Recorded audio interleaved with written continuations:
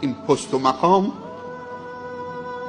به انسان صفت گرگ میده، مگر که ظرفیت امیرالمومنین عمر بن الخطاب داشته باشید.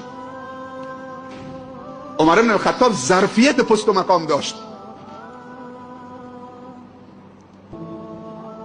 بعضی موقع زیر درخت کنار دمپایش در می آورد، زیر سرش رو خاک می خوابید. سفیر از سفرای ایران آمد، از کجا آمد، دنبال خلیفه میگشت، قصر خلیفه.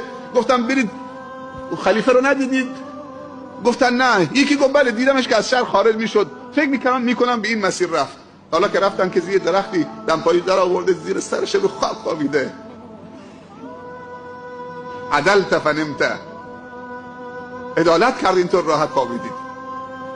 حالا اگر حکام امروز جرأت دارن، همون عادل ترینش جرأت دارن بدون کمتر از 100 تا محافظ بیان بیرون.